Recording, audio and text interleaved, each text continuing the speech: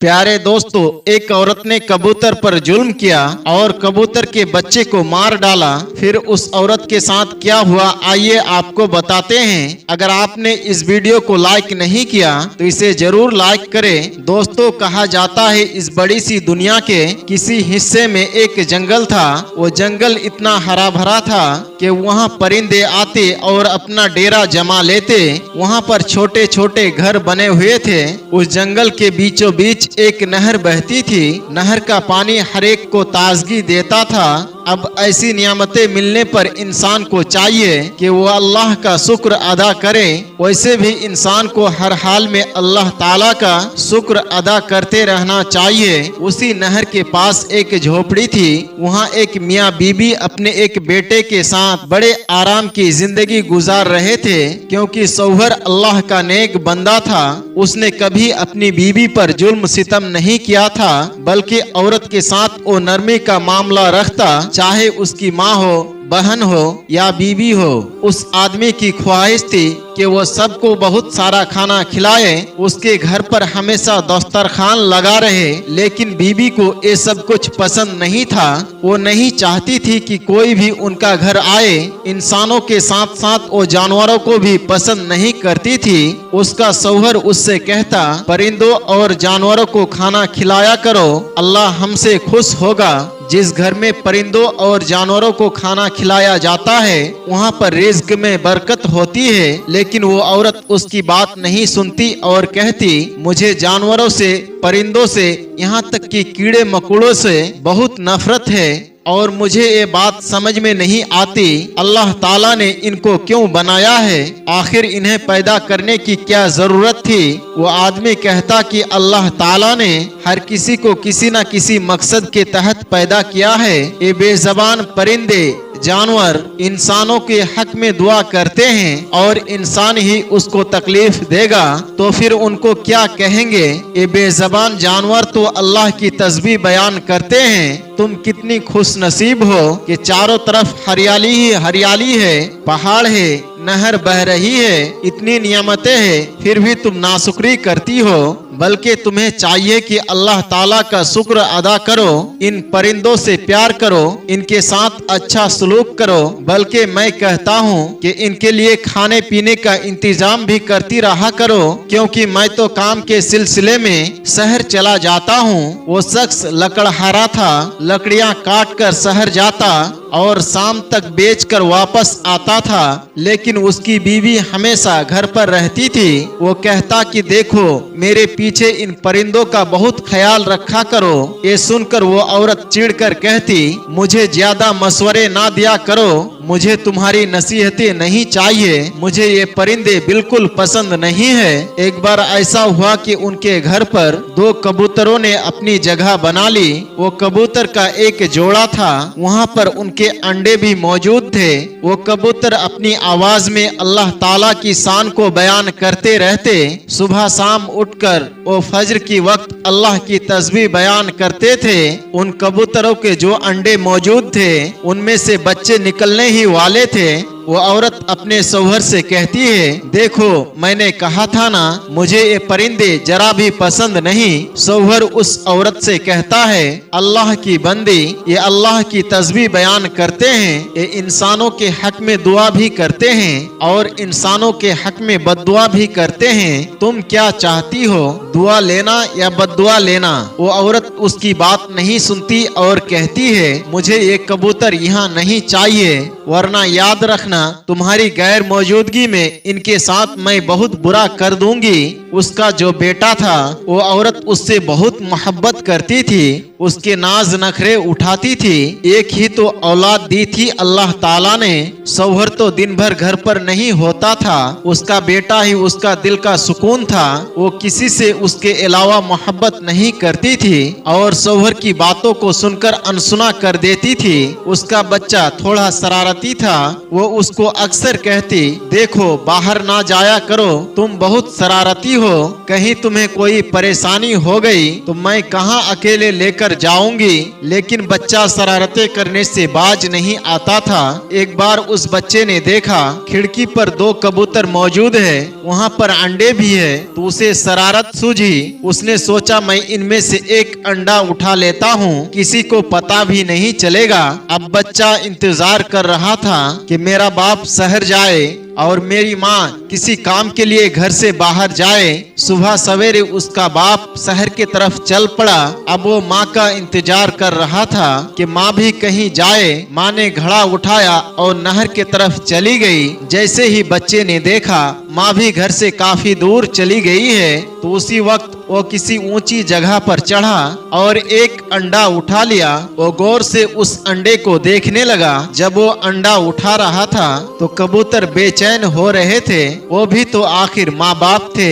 उसी वक्त अचानक उसकी माँ को कोई काम याद आया। वो पलटकर घर में आई तो क्या देखा, उसका बच्चा ऊंची जगह पर खड़ा हुआ है और कबूतर का अंडा उठाए हुए हैं, उसे गौर से देख रहा है। उसे बहुत गुस्सा आया।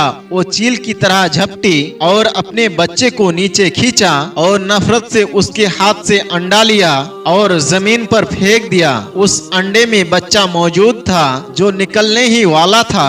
जमीन पर लगते ही अंडा टूट गया और कबूतर के बच्चे का सर जमीन से टकराया और वो बच्चा मर गया। कबूतर अपने बच्चे को मरता हुआ देख रहे थे और न जाने दिल में क्या कुछ कह रहे थे। वो अपने बेटे को घसीटते हुए कमरे में ले गई और उसे बहुत मारा। तुम बेइंतहा शरारती हो गए हो, तुम्हें पता है मैं परिंदे को नापसंद करती हूँ। कब से तुम्हारे बाप से कह रही हूँ इन कबूतरों को यहाँ से हटाओ, लेकिन देखो आज तुमने इनके अंडे को हाथ लगा लिया, कल ना जाने क्या करोगे। जब उसे मार मार कर वो औरत थक गई, बाहर निकल गई और कमरे का दरवाजा बंद कर दिया और वहाँ से चली गई। जब वो नहर से पानी भरकर वापस आई तो शाम हो चुकी थी। बाप भी घर पर आया। उसने बच्चे को आवाज दी लेकिन कहीं से आवाज ना आई। बीवी से पूछा कहाँ है मेरा बेटा। औरत ने जल्दी से दरवाजा खोला। बच्चा रो रहा था। बच्चे को रोता हुआ देखकर बाप ने पूछा क्या हुआ बेटा। बेटे ने कहा माँ ने मुझे बहुत मारा है, मेरे हाथ से पहले अंडा लिया, उसे जमीन पर पटका और कबूतर का बच्चा मर गया। मैं बहुत दुखी हूँ। मैं देखना चाहता था अंडे से बच्चा किस तरह निकलता है, उसके माँ बाप को कितना बुरा लगा होगा। मैं भी तो आपका बेटा हूँ, अगर मुझे कुछ हो जाए तो क्या आप लोग नहीं रोएंगे। ये बात सुनकर सौहर तड़प गया। उसने उसे सीने से लगा लिया। बीवी के पास आकर कहने लगा तुम जानती हो कबूतर अंबिया अलैहिस्सलाम को कितने पसंद थे। तुम्हारे इस हरकत से कबूतर तुम्हारे हक में बद्दुआ करेंगे। बीबी ने कहा ऐसा कुछ नहीं है, मैं किसी बद्दुआ दुआ को नहीं मानती। कितनी बार कहा है कबूतरों को वहाँ से हटा दो। ये ऊपर चढ़ गया और न जाने किस तरह हाथ में इसका अंडा आ गया। सौहर बोला तो क्या हुआ, अगर ये देख रहा था तो तुम प्यार से समझा सकती थी, अंडे को उसकी जगह पर रख सकती थी, लेकिन तुमने तो उसे तोड़ ही डाला, यहाँ तक कि एक परिंदे की जान भी ले ली। सौहर की बात को उसने ना पहले सुना था और ना अब सुना। सौहर बस दुआ करने लगा या अल्लाह इस औरत को अक्ल दे, इसने जो आज किया है इसकी सजा तू हमें इस तरह मत देना जिससे हम तेरी आजमाइश पर पूरा ना उतर सके।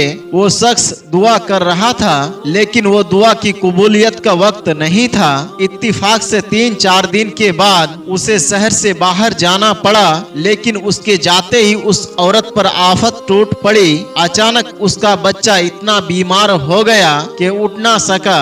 एक दिन उसके जिस्म पर सुर्ख दाने निकलना शुरू हो गए। अब माँ की जान निकली कि ये क्या हो रहा है, अचानक ये आफत क्यों आ गई। वो दहाड़े मार मार कर रो रही थी। हकीम वगैरह को दिखाया लेकिन कुछ फायदा ना हुआ। यहाँ तक कि सबने जवाब दे दिया कि तुम्हारा बच्चा अब बच नहीं सकेगा। ये सुनकर वो औरत सजदे में गिर गई और माफी मांगती रही, लेकिन ऐसा लग रहा था उसकी दुआ को नहीं सुना जा रहा है। वो सोचने लगी, मैंने आखिर ऐसा कौन सा गुनाह कर दिया कि अचानक मेरा बेटा तंदुरुस्त था, हट्टा कट्ठा था, मेरे सामने शरारतें करता, खाता पीता, एकदम से बीमार पड़ गया और लाइलाज बीमारी हो गई।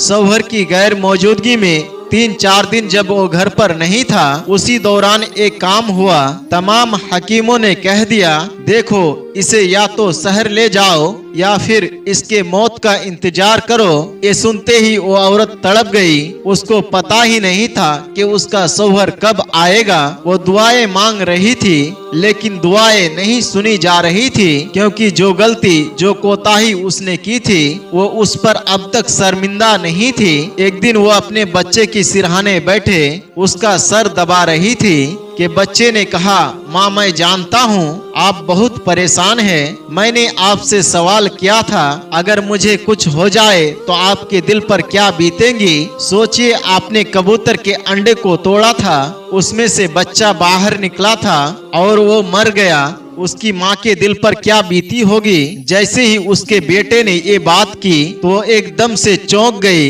अपनी बेटे की बात सुनकर एकदम उसकी नजर कबूतर के जोड़ों पर गई। ऐसा लग रहा था वो अफसोस से उस औरत को देख रहे थे जो एक माँ थी। वो औरत वहाँ से आई और माफी मांगने लगी, मुझे माफ कर दो। अगर तुम मुझे सुन रहे हो, मेरे हक में अल्लाह ताला से तुम दुआ करो। मैंने एक दिन तुम्हारे बच्चे को मारा था, आज देखो मेरा बच्चा भी आखिरी सांसें गिन रहा है, मुझे माफ कर दो। आज के बाद कभी भी मैं बुरा रवैया नहीं रखूंगी। वो औरत रोती रही, बिलखती रही, अल्लाह की बारगाह में दुआ करती रही, यहाँ तक कि वो बेहोश हो गई। जैसे ही उसने आंख खोला तो उसने देखा कि उसका बेटा, जो कुछ देर पहले अभी तक उठ भी नहीं पा रहा था, वो उसके सामने खड़ा मुस्कुरा रहा था। उसने कहा, माँ आपकी दुआ अल्लाह ने कबूल कर लिया। माँ ने कहा, मेरी दुआ नहीं, इन कबूतरों की दुआ। आज के बाद कभी भी मैं किसी परिंदे के साथ कोई भी बुरा सलूक नहीं करूंगी। उसी वक्त शौहर घर में दाखिल हुआ। उसने कहा, क्या हुआ, इस तरह क्यों रो रही हो। उसने अपने शौहर को सारी बातें बता दी कि किस तरह ये 4 दिन उस पर अजियतनाक दिन बनकर उतरे। बस 4 दिनों में उसे अंदाजा हो गया वो जो कुछ कर रही थी वो पलटकर उसकी अपनी औलाद पर आ गया। दोस्तों, उम्मीद करते हैं कि आज की इस वीडियो से आपने जरूर कोई ना कोई सबक हासिल किया होगा। इस वीडियो से आपने क्या सीखा, कमेंट बॉक्स में जाकर जरूर कमेंट करें और साथ ही इस वीडियो को लाइक भी करें और अपने दोस्त अहबाब के साथ ज्यादा से ज्यादा शेयर करें, ताकि हमारे वो भाई और वो बहनें जो लापरवाही की बुनियाद चरिंद परिंद पर जुल्म करते हैं, वो अपनी इस हरकत से बाज आ जाए और अल्लाह रब्बुल इज़्ज़त की बारगाह में शुक्र अदा करें कि अल्लाह तूने हमें बेज़बान जानवर नहीं अशरफुल मखलूकात बनाकर पैदा किया। तेरा हम पर बेपनाह करम और एहसान है। आज की कहानी में बस इतना ही। इंशाअल्लाह एक नई वीडियो के साथ बहुत जल्द आपके खिदमत में हाजिर होंगे। तब तक के लिए हमें इजाजत दे। अस्सलामु अलैकुम व रहमतुल्लाह।